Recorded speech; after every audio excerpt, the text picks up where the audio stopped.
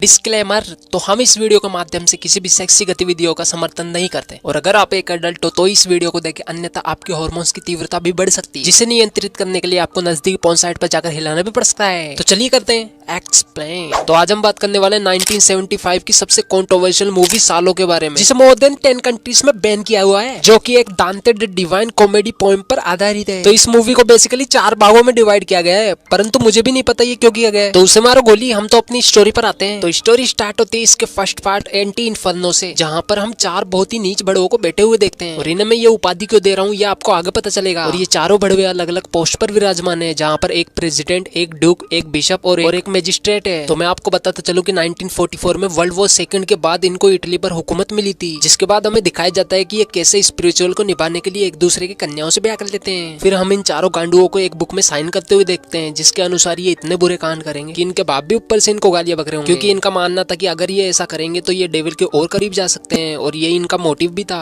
अरे मरुचूतिया हुए सभी कभी होता है क्या? जिसे निभाने के लिए ये अपने गार्ड्स की मदद से 4 जवान लोंडों को ढूंढते हैं। उसके बाद ये इन्हें अपनी सिक्योरिटी में रिक्रूट कर लेते हैं और फिर ये 9 लड़कों को पकड़ के लाते हैं और फिर उन्हें निवस्त्र होने के लिए बोलते हैं। और जब एक आदमी उनसे बचने के लिए भाग रहा होता है तो वो उसे मार देते हैं शूट करके, और बोलते हैं अबे कहाँ जा रहा है अबे गांडू। और फिर ये 9 लड़कियों को लाकर उन्हें भी नग्न कर देते हैं। फिर हम ईवा की माँ को उससे बचाते हुए ले जाके भागते हुए देखते हैं, जिसके बाद उन 4 बड़वों के सिक्योरिटी गार्ड भी इनका पीछा करने लगते हैं। और यहाँ पर ईवा की माँ समझ जाती है कि वो इनसे नहीं बचने पाले और दोनों मरने की कोशिश करने लगते हैं, जहाँ पर उसकी माँ तो मर जाती है लेकिन वो लोग ईवा के पकड़ के उसे बचा लेते हैं। और इस तरीके से अब उसके मेंशन में 8 लड़के और 9 लड़कियां बची हुई थी। तो इस तरीके से इस संस्कारी मूवी का पहला पार्ट खत्म हो जाता है। और चलिए अब सेकंड पार्ट की माँ क्या करते हैं, यानी कि सर्कल ऑफ मैनिएक। और ये पार्ट भी दांते द डिवाइन पोएम पर आधारित है। इस पार्ट के शुरू होते ही हम उन चारों बड़वों को 4 नई प्रोस्टिट्यूट को उस मेंशन में लाते हुए देखते हैं, जहाँ पर ऑलरेडी वो 17 गुलाम पहले से ही मौजूद थे। और उन प्रोस्टिट्यूट को वो आदेश देते हैं कि वो सभी एक एक आकर उन 17 गुलामों के साथ उन चारों बड़वों को भी गंदी गंदी कहानियां सुनाए, ताकि इन कहानियों को सुनकर वो गुलाम आपस में मास्टरबेट करने लगे। और फिर हमें पता चलता है कि ये चारों बेटीचोद खुद तो कानून नहीं मानते और ये इन 17 गुलामों के लिए कानून बना रखे हैं, जिसके अकॉर्डिंग कोई भी गुलाम अपने जैसे लिंग या विपरीत लिंग के साथ गुलगुलू नहीं कर सकता। और इस दौरान इन सभी गुलामों को नेकेड ही रहना पड़ेगा और ना ही ये भगवान का नाम ले सकते हैं, ना ही कुछ गलती कर सकते हैं। और फिर प्रोस्टिट्यूट अपने जीवन के सारे कस्टमरों के बारे में इनको बताने लगती है, जिससे गुलामों को भलाई घंटा फर्क न पड़ा हो, लेकिन वो चारों बड़े उत्तेजना से भर जाते हैं और किसी भी मेल या फीमेल गुलाम को समय समय पर खुराक देने के लिए कमरे में भी ले जाते हैं। और फिर इस प्रोस्टिट्यूट की कहानी से मोटिवेट होकर वो मजिस्ट्रेट एक लड़की को मास्टरबेशन करने के लिए बोलता है। और क्योंकि वो लड़की बहुत ही ज्यादा छोटी होती है तो उसे पता ही नहीं होता कि मास्टरबेशन होता क्या है, और मनी मन उसे डॉग बोलने लगती है। और इन सब से तंग आकर वो किसी तरीके से वहां से निकलकर भागने लगती है। फिर मजिस्ट्रेट के साथ साथ कुछ गार्ड्स भी उसका पीछा करने लगते हैं और गार्ड्स आगे जाके उसे पकड़ भी लेते हैं। और अब वो उसके साथ क्या करेंगे ये हमें आगे पता चलेगा। फिर हम सभी को एक रूम में खाना खाते हुए देखते हैं। फिर एक गार्ड एक लड़की को नीचे पड़ी हुई रिंग उठाने के लिए बोलता है और इसी बात का फायदा उठाकर वो अपना सामान उसकी तिजोरी में रख देता है। और इस प्रक्रिया को देखकर पता नहीं उस बड़े को क्या ही चुल मस्ती है कि वो अपने दोनों सेव ले जाकर उस आदमी को दे देता है और बोलता है इसे भी काटो।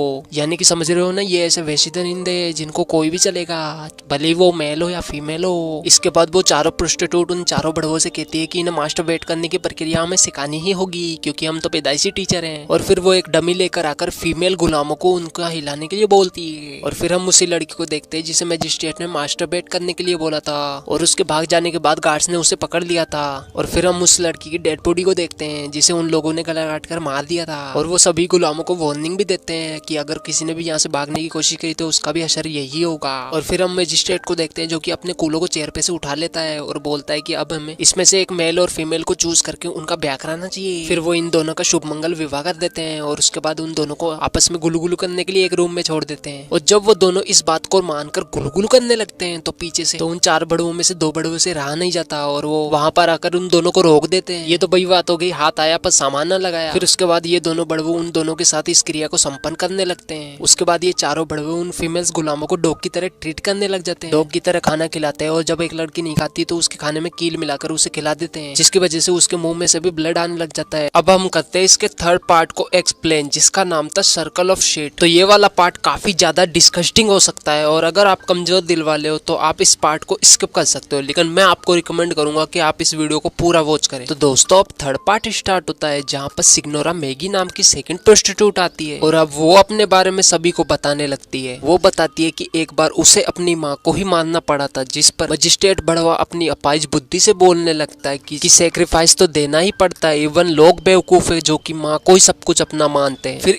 ईवा जिसकी माँ ने मूवी के स्टार्टिंग में अपनी जान का सेक्रीफाइस करके उसको बचाने की कोशिश की थी, अपनी मोम को याद करके रोने लगती है, जिस पर मजिस्ट्रेट काफी ज्यादा गुस्सा हो जाता है और अब ईवा भगवान का नाम भी लेने लग जाती है, जो कि उन बड़वों की नजरों में एक बहुत ही बड़ा पाप था। और अब गुस्साया मजिस्ट्रेट अपना पजामा खोल के वहीं पर सबके सामने शीट कर देता है और अब वो ईवा को उसे खाने के लिए बोलता है और मजबूरन ईवा को ये डिस्गस्टिंग चीज करनी ही पड़ती है। और इस सीन को देखकर मुझे भी दीपक कलाल की एक लाइन याद आ जाती है, छोड़ो फेंड छो। और फिर ये चारों बड़वे रोजाना ही गुलामों को यही चीज खाने को देने लगे और खुद भी खाने लगे। इवन नाश्ते में भी उन्हें यही सब दिया जाने लगा और जो इसे नहीं खाता उसका नाम एक रजिस्टर में लिखा जाता ताकि लास्ट में उसे सबसे दर्दनाक मौत दी जा सके। और यहाँ पर मैं आपको एक्सप्लेन नहीं कर सकता कि ये कितना ज्यादा डिस्गस्टिंग था, जहाँ पर इन चारों बड़वे के दिमाग में भेजा ही नहीं था। और इस तरीके से अब रोजाना ये यही परोसेंगे और इन्हीं को खाएंगे। और इस तरीके से अब ये सेकंड प्रोस्टिट्यूट की बात से इंस्पायर्ड होकर कभी किसी को पेलते या फिर कभी किसी से अपने ऊपर पीस करने के लिए बोलते। और एक रात ये चारों डिक्टेटर अपने सभी गुलामों की बेक देखने लगते, जहाँ पर इनका प्लान ये था कि जिसकी बेक सबसे ज्यादा अट्रैक्टिव हुई उसको ये मार देंगे। जहाँ पर इन्हें एक लड़की की बेक पसंद आ जाती है और ये जब उसको शूट करने के लिए गन चलाते हैं तो उसमें गोलियां ही नहीं होती, जिस पर डिक्टेटर उस गुलाम को बोलता है कि हम तुम्हें इससे भी भयानक मौत देने वाले हैं। इसके बाद वो चारों बड़वे चूतियापंती का प्रदर्शन करते हुए अपने गार्ड्स या फिर गुलामों से मैरिज कर लेते हैं। और फिर एक गुलाम एक डिक्टेटर को बताता है कि इस मेंशन में तुम्हारे रूल्स को तोड़ा जा रहा है, जिस पर वो डिक्टेटर जाके दो लड़कियों को साथ में सोते हुए देख लेता है। इन बड़वों के रूल्स के अकॉर्डिंग कोई गुलाम साथ में नहीं सो सकते थे, जिस पर वो डिक्टेटर उन पे गन पॉइंट कर देता है, जिस पर वो लड़कियां उन्हें बताती है कि एक गुलाम और भी है जो कि एक नौकरानी के साथ सोता है। और वहां जाकर चारों डिक्टेटर उसे पकड़ लेते हैं। फिर वो चारों शूट करके उस गुलाम को भी मार देते हैं और उस नौकरानी को भी। और अब वो चारों बड़वे बचे हुए सभी गुलामों को एक शिट से भरे हुए टब में बिठा देते हैं। और यहीं पर ये थर्ड पार्ट भी खत्म हो जाता है। अब हम एक्सप्लेन करेंगे इसके फोर्थ पार्ट को, जो कि है सर्कल ऑफ ब्लड, जहाँ पर हम उन चारों डिक्टेटरों में से एक डिक्टेटर को चेयर पर बैठे हुए देखते हैं और वो अपनी दूरबीन से खिड़की के बाहर बाकी बचे हुए 3 डिक्टेटरों को गुलामों को टॉर्चर करते हुए देखता है। और इन डिक्टेटर्स ने जो 4 गार्ड अपॉइंट किए थे उनमें से 2 गार्ड हमेशा उस चेयर पर बैठे हुए डिक्टेटर को प्रोटेक्ट करने के लिए और बाकी 2 बचे गार्ड उन बाहर वाले तीनों डिक्टेटरों के साथ उन गुलामों को टॉर्चर करेंगे। फिर फर्स्ट डिक्टेटर की बारी खत्म हो जाने के बाद सेकंड डिक्टेटर उस चेयर पर आके बैठता है और बाकी 3 गुलामों को टॉर्चर करने लगते हैं, जहाँ पर वो डिक्टेटर्स मेल के पेनिस को काट देते हैं, फीमेल्स के ब्रेस्ट को काट देते हैं, किसी की आंख निकाल देते हैं और किसी की जबान काट देते हैं। ऐसा करते करते अब लास्ट डिक्टेटर आकर चेयर पर बैठता है और अब वो तीनों डिक्टेटर्स जो कि मैदान में थे एक एक करके सभी गुलामों को मार देते और अपना चूतिया पर भरा डांस करने लगते। और फिर हम 2 गार्ड्स जो कि मेंशन के अंदर थे उनको डांस करते हुए देखते हैं और हमारी स्टोरी यहीं पर एंड हो जाती है। आज की इस वीडियो में बस इतना ही दिखा सकता हूँ और इस वक्त अपने लटकते हुए तीसरे पाँव से इस वीडियो को लाइक भी कर दीजिए और मुझे आगे दीजिए, क्योंकि इस स्टोरी को सुनाते सुनाते मैं भी अभी लाने की अवस्था में आ चुका हूँ और इस प्रक्रिया को दोहराने के लिए मुझे बाथरूम में जाना ही पड़ेगा। मेरे को जाना